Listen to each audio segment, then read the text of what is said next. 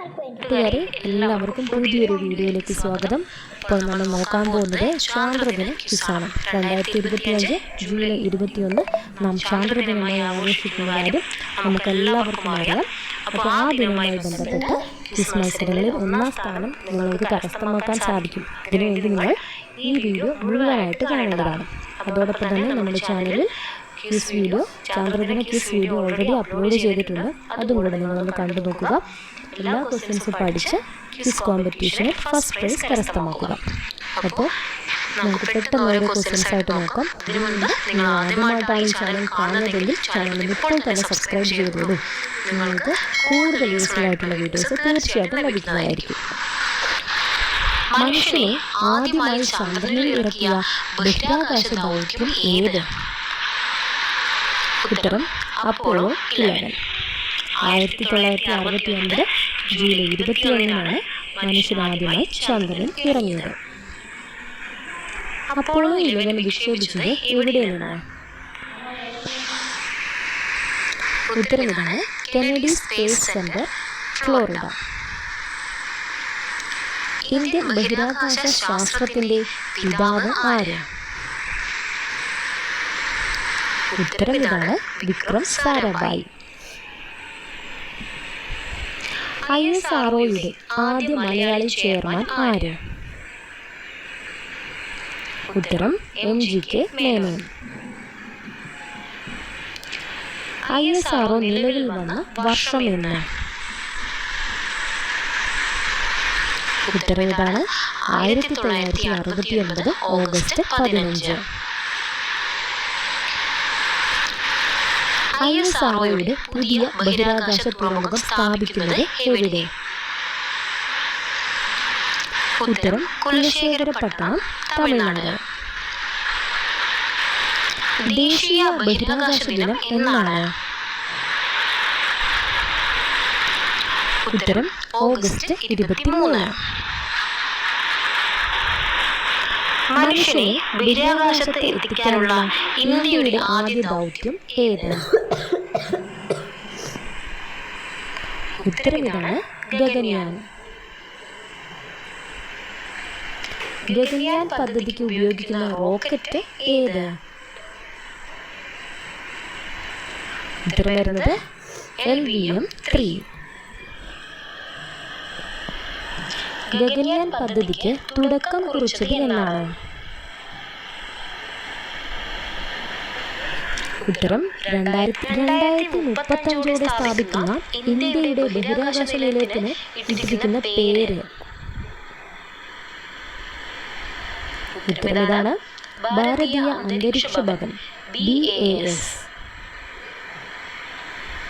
ബഹിരാകാശത്ത് മനുഷ്യനുണ്ടാക്കിയ ഏറ്റവും വലിയ മനുഷ്യനിർമ്മിതി ഏത്? ഉത്തരം അന്താരാഷ്ട്ര ബഹിരാകാശ നിലയം, ISS.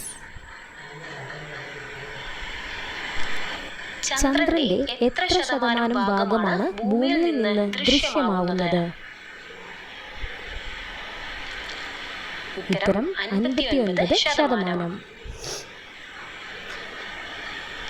ഒരു ചാന്ദ്രദിനം ഭൂമിയിലെ എത്ര ദിവസമാണ്? ഉത്തരം 14 ദിവസം. ബഹിരാകാശത്ത് വാർത്താ സമ്മേളനം നടത്തിയ നാസ ശാസ്ത്രജ്ഞർ ആരെല്ലാം? ഉത്തരം Sunita Williams, Butch Wilmore. Indian ബഹിരാകാശ യാത്രികർ അറിയപ്പെടുന്നത് എന്താണ്? ഉത്തരം ഇതാണ്: വ്യോമനോട്ട്. ചന്ദ്രന്റെ ഇരുണ്ട ഭാഗത്ത് പേടകം ഇറക്കിയ ആദ്യ രാജ്യം ഏത്? ഉത്തരം ചൈന. ആദ്യ ചാന്ദ്രയാത്രികർ ഭൂമിയിൽ തിരിച്ചിറങ്ങിയത് എവിടെ? ഉത്തരം ഇതാണ്: ശാന്തസമുദ്രം. ചന്ദ്രൻ ഭൂമിക്ക് ഏറ്റവും അടുത്ത് വരുന്ന ദിവസത്തിന് പറയുന്ന പേരെന്ത്? Snapdeal Trendy Budget Fact. Moon. ചന്ദ്രനിൽ ഇറങ്ങിയ ഏറ്റവും പ്രായം കൂടിയ വ്യക്തി ആരാണ്? ഉത്തരം അലൻ ഷെപ്പേർഡ്. 47 വയസ്സാണ് അദ്ദേഹത്തിനുണ്ടായിരുന്നത്. ഒരു മാസത്തിൽ രണ്ടാമത് കാണുന്ന പൂർണ്ണചന്ദ്രന് പറയുന്ന പേരെന്താണ്? ഉത്തരം ബ്ലൂ മൂൺ. ഇതുവരെ മനുഷ്യനെ വഹിച്ചുകൊണ്ട് എത്ര ചാന്ദ്രദൗത്യങ്ങൾ നടന്നിട്ടുണ്ട്? ഉത്തരം 6 ചാന്ദ്രദൗത്യങ്ങൾ. പച്ചഗ്രഹം എന്നറിയപ്പെടുന്നത്? ഉത്തരം യുറാനസ്. ചന്ദ്രനിലേക്ക് ആളില്ലാതെ ഉപഗ്രഹം അയക്കാനുള്ള ഇന്ത്യ ഗവൺമെന്റിന്റെ പദ്ധതി ഏത്? ഉത്തരം സോമയാൻ പദ്ധതി. ഡയമണ്ട് റിംഗ് എന്ന പ്രതിഭാസം എന്തുമായി ബന്ധപ്പെട്ടിരിക്കുന്നു? ഉത്തരം സൂര്യഗ്രഹണം. അവസാനമായി മനുഷ്യർ ചന്ദ്രനിൽ ഇറങ്ങിയ വർഷമേത്? ഉത്തരം 1972 ഡിസംബർ 12. അപ്പോളോ 17 എന്ന വാഹനത്തിലാണ് അവസാനമായി മനുഷ്യൻ ചന്ദ്രനിൽ ഇറങ്ങിയത്. ചന്ദ്രൻ ഒരു വർഷം കൊണ്ട് ഭൂമിയെ എത്ര തവണ വലം വയ്ക്കും? ഉത്തരം 13 തവണ. ലോകത്തിലെ ഏറ്റവും പഴക്കമുള്ള ഉപഗ്രഹ വിക്ഷേപണ കേന്ദ്രം ഏതാണ്? ഉത്തരം ഇതാണ്, ബൈക്കനൂർ. ഇതുള്ളത് കസാഖിസ്ഥാനാണ്. ഏറ്റവും ഊഷ്മാവ് കൂടിയ ഗ്രഹം ഏത്?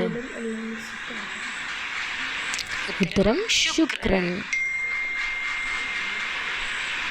കറുത്ത ചന്ദ്രൻ എന്നറിയപ്പെടുന്നത് എന്താണ്? ഉത്തരം ഇതാണ്, ഫോബോസ്, ചൊവ്വ.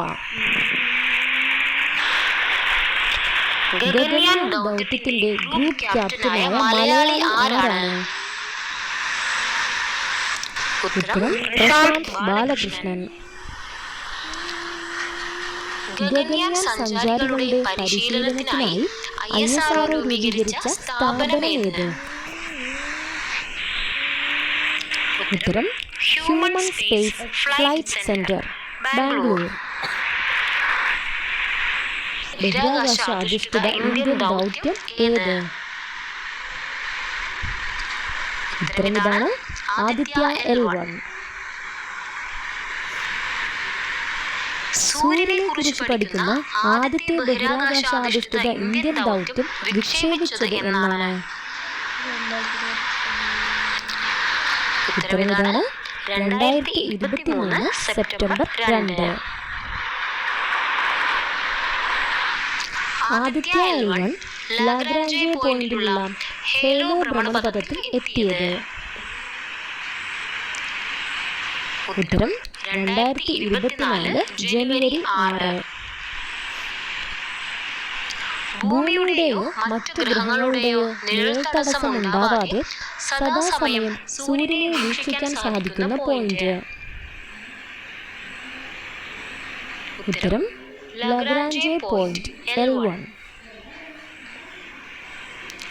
ഇന്ത്യയുടെ മൂന്നാമത്തെ ചാന്ദ്രദൗത്യം ചന്ദ്രയാൻ 3 സോഫ്റ്റ് ലാൻഡ് ചെയ്ത തീയതി? ഉത്തരം 2023 ഓഗസ്റ്റ് 23. അപ്പോൾ കൂട്ടുകാരെ, ചാന്ദ്രദിനവുമായി ബന്ധപ്പെട്ട് ചോദിക്കാൻ സാധ്യതയുള്ള ഏറ്റവും പ്രധാനപ്പെട്ട ക്വസ്റ്റ്യൻസ് ആണ് നമ്മൾ നോക്കിയത്. കുറച്ച് ആനുകാലിക ചോദ്യങ്ങളാണ് നമ്മൾ ഈ ഒരു വീഡിയോയിൽ ഉൾപ്പെടുത്തിയിരിക്കുന്നത്. അതുകൊണ്ട് തന്നെ നിങ്ങൾക്ക് എന്തായാലും ഇത് യൂസ്ഫുൾ ആവുന്നതായിരിക്കും.